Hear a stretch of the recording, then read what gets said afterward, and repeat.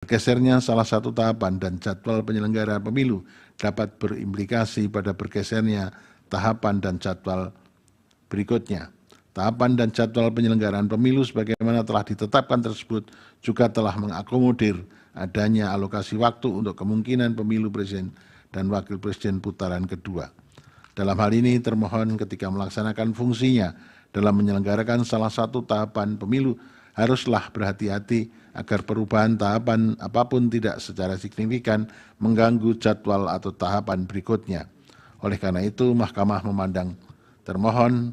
terikat kepada jadwal yang telah ditetapkan. Sementara itu, dengan urgensi yang sama harus juga melakukan penyesuaian persyaratan sebagaimana telah diputuskan oleh putusan Mahkamah Konstitusi nomor 90 tahun 2023. Meskipun demikian, seyogianya termohon juga tetap mengupayakan perubahan PKPU sesuai dengan proses sebagaimana yang ditentukan oleh peraturan perundangan termasuk berkonsultasi dengan DPR. Bahwa berkenaan dengan hal tersebut, pada tanggal 31 Oktober tahun 2023 termohon telah melakukan konsultasi dengan DPR dan pemerintah terkait usulan rancangan perubahan PKPU nomor 19 tahun 2023. Hal ini terdapat dalam isi surat KPU nomor 4.338 dan seterusnya tahun 2023 bertanggal 1 November tahun 2023 perihal permohonan harmonisasi rancangan peraturan KPU tentang perubahan atas peraturan Komisi Pemilihan Umum nomor 19 tahun 2023 tentang pencalonan peserta pemilihan umum presiden dan wakil presiden yang di dalamnya antara lain mengatakan bahwa termohon telah melaksanakan konsultasi dengan DPR dan pemerintah melalui rapat dengar pendapat atau RDP pada hari Selasa 31 Oktober tahun 2023. Adapun RDP tersebut telah menghasilkan kesimpulan menyetujui rancangan peraturan KPU tentang perubahan atas peraturan Komisi Pemilihan Umum nomor 19 tahun 2023 tentang pencalonan peserta pemilihan umum presiden dan wakil presiden dan telah ditandatangani oleh Ketua Komisi 2 DPR, PLT Dirjen Politik dan Pemerintahan Umum Kementerian Dalam Negeri, Ketua KPU Republik Indonesia, Ketua Bawaslu Republik Indonesia, dan Ketua DKPP Republik Indonesia. Bukti yang sama juga menunjukkan bahwa pada tanggal 31 Oktober 2023 tersebut telah diadakan RDP Komisi 2 DPR RI dengan Kementerian Dalam Negeri, KPU RI, Bawaslu RI, dan DKPP RI yang di dalamnya antara lain telah menyetujui rancangan peraturan KPU tentang perubahan atas PKPU 19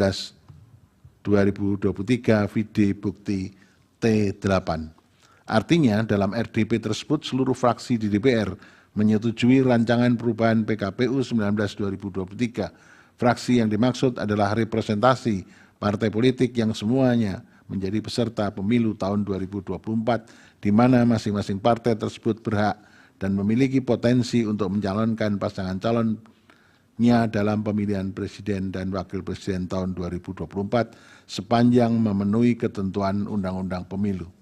Secara faktual, tidak terdapat satupun bukti yang menunjukkan adanya partai politik yang menolak atau memberi catatan atas perubahan PKPU 19 tahun 2023. Bahwa lebih lanjut, berkenaan dengan kewajiban termohon untuk berkonsultasi dengan DPR dalam penyusunan PKPU, Mahkamah telah menegaskan dalam putusan Mahkamah Konstitusi nomor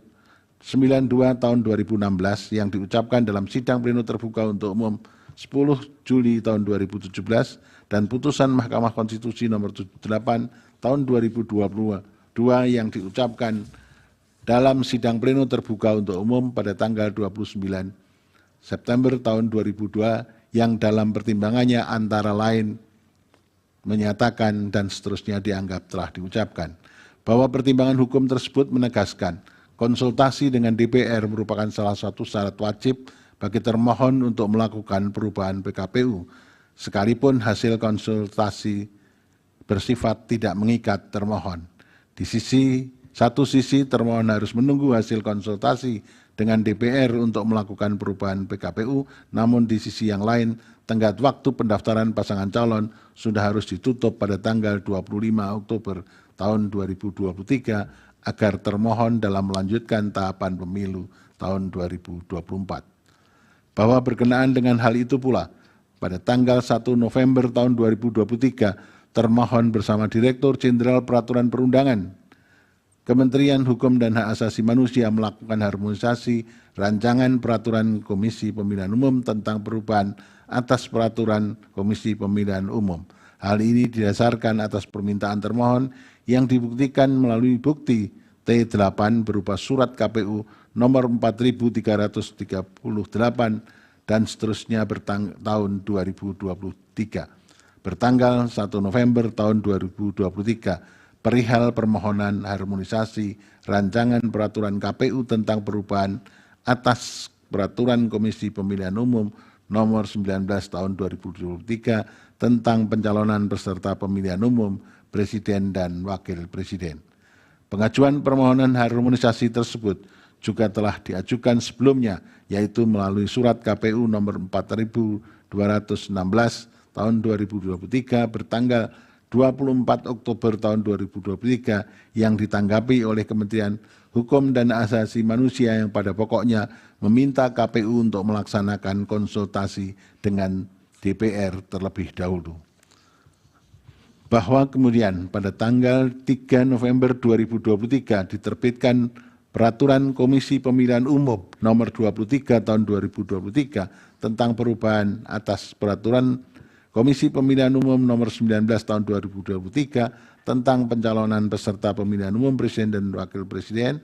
dalam PKPU AKO sebagaimana telah disetujui dalam rapat konsultasi dengan DPR persyaratan pasangan calon sebagaimana telah ditafsirkan oleh putusan Mahkamah Konstitusi nomor 90/PUU tahun 2023 telah diakomodir yaitu pada perubahan pasal 13 ayat 1 huruf Q yang menyatakan dan seterusnya dianggap telah diucapkan. Bahwa dengan demikian secara substansi syarat untuk menjadi calon presiden dan calon wakil presiden sebagaimana diatur dalam PKPU nomor 23 tahun 2023 telah sesuai dengan putusan Mahkamah Konstitusi nomor 90 tahun 2023. Bahwa pada tanggal 5 Februari tahun 2024 DKPP menerbitkan putusan nomor 135 tahun 2023, nomor 136 tahun 2023, nomor 137 tahun 2023 dan nomor 141 tahun 2023. Putusan tersebut menyatakan bahwa tindakan KPU yang mendahulukan tindakan administrasi merupakan pelanggaran kode etik karena tidak sesuai dengan tata kelola administrasi tahapan pemilu dan bertentangan dengan ketentuan Peraturan Komisi Pemilihan Umum dan Undang-Undang Pemilu. Sebagai konsekuensinya, telah terjadi pelanggaran etik yang berujung pada penjatuhan sanksi berupa peringatan keras dan sanksi peringatan keras terakhir terhadap komisioner KPU oleh DKPP.